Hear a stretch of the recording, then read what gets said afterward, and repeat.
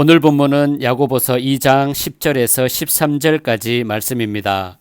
누구든지 온 율법을 지키다가 그 하나를 범하면 모두 범한 자가 되나니 간음하지 말라 하시니가 또한 살인하지 말라 하셨은즉 네가 비록 간음하지 아니하여도 살인하면 율법을 범한 자가 되느니라.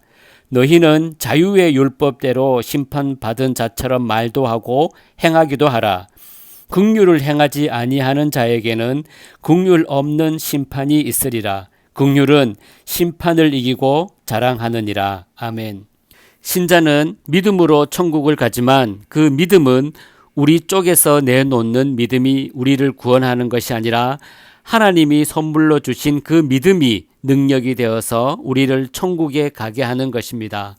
따라서 신자는 하나님이 선물로 주신 믿음이 어떤 것인가를 알아야 합니다. 그래야 인간이 만들고 인간이 내놓는 믿음과 혼동하지 않고 바른 믿음의 길로 갈 수 있기 때문입니다.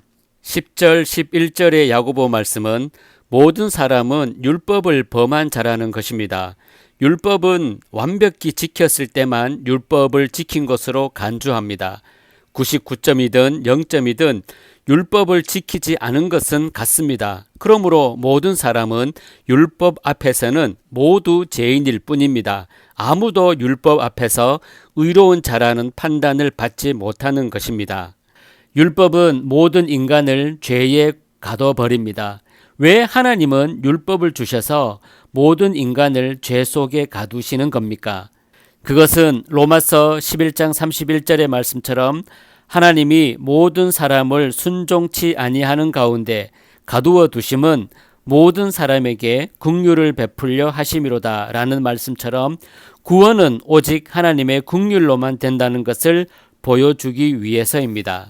하나님의 긍휼로만 구원하심으로 어떤 인간도 자신의 행함을 자랑할 수 없도록 만드시고 하나님의 긍휼만 자랑하고 높이도록 하기 위해서입니다. 따라서 참된 믿음은 죄에 갇힌 자신을 바라봄으로써 하나님의 긍휼만을 의지하는 것입니다. 그럴 때 믿음에 의해 행함은 긍휼만 자랑하고 높이는 것으로 나타나지 않겠습니까? 이러한 믿음으로 모인 교회는 외모로 사람을 차별하는 일은 분명히 없을 것입니다.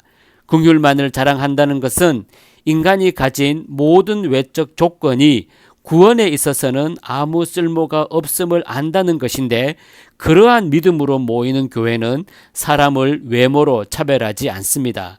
12절을 보면 너희는 자유의 율법대로 심판받을 자처럼 말도 하고 행하기도 하라 라고 말합니다. 자유의 율법이란 율법에 매이지 않는 것을 의미합니다. 율법은 원래 인간을 정죄하는 것이지 자유하게 하는 것이 아닙니다.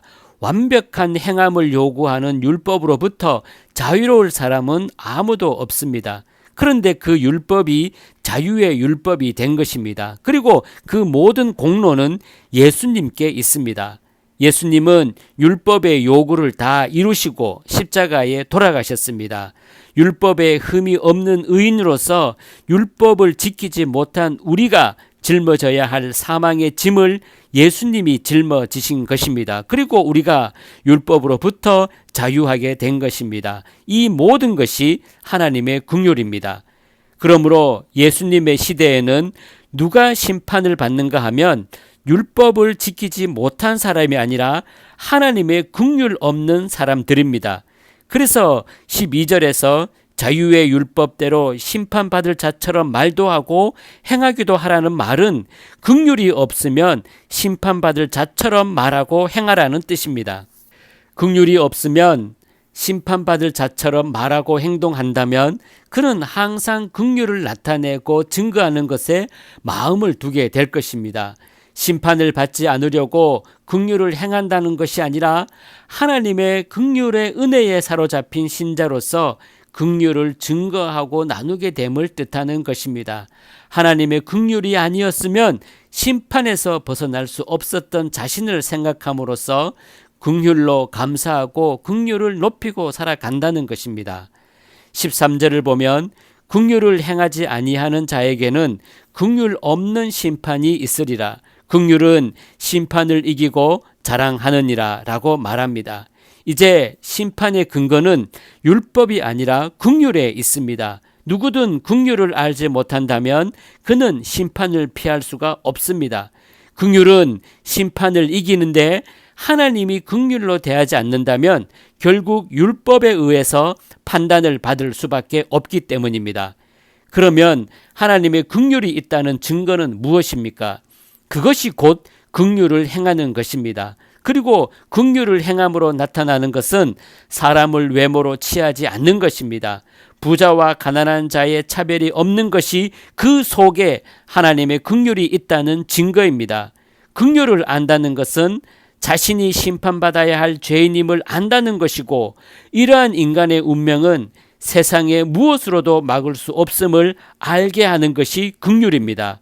그러므로 세상에 무엇으로도 막을 수 없는 것이 심판이라면 신자는 자신의 죄악과 심판 앞에서는 하나님의 긍휼이 가장 귀한 것일 뿐 세상 것은 말 그대로 무용지물이며 쓰레기라는 것을 깨닫게 되는 것입니다. 그러므로 긍휼이 있는 신자는 외모로 사람을 취하지 않게 되는 것입니다. 그런데 사람을 외모로 취하고 돈으로 구별하고 차별한다면 그것은 곧 긍휼이 없음을 뜻합니다. 긍휼이 없으니 긍휼 없는 심판이 있을 수밖에 없다는 것입니다. 참된 믿음은 하나님의 긍휼을 아는 것입니다. 죄에 갇힌 나를 죄에서 구출하시고 생명에 있게 하시기 위해 하나님이 어떤 일을 하셨는가를 아는 것이 믿음입니다. 그래서 그 믿음은 절대로 자기 자랑으로 나아가지 않게 합니다. 외적인 것으로 비교하고 경쟁하지도 않게 합니다.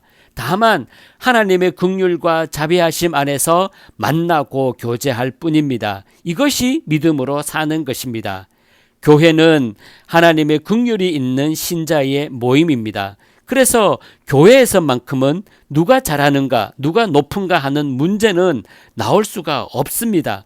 부자이기에 대우하고 가난한 사람이기에 무시한다면 그 자리가 바로 심판의 자리가 될 뿐입니다.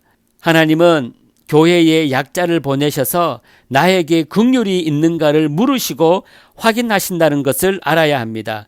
여러분이 입은 긍휼을 잊지 마십시오. 그리고 긍휼로 행하십시오. 그것이 믿음입니다. 긍휼의 행함은 사람을 외모로 취하지 않는 것으로 드러납니다. 긍휼이 없이는 모든 자가 같음을 알기에 긍휼만을 바라보고 자랑합니다. 이것이 참된 믿음입니다. 이 믿음으로 천국 간다는 사실을 기억하시기를 축복합니다.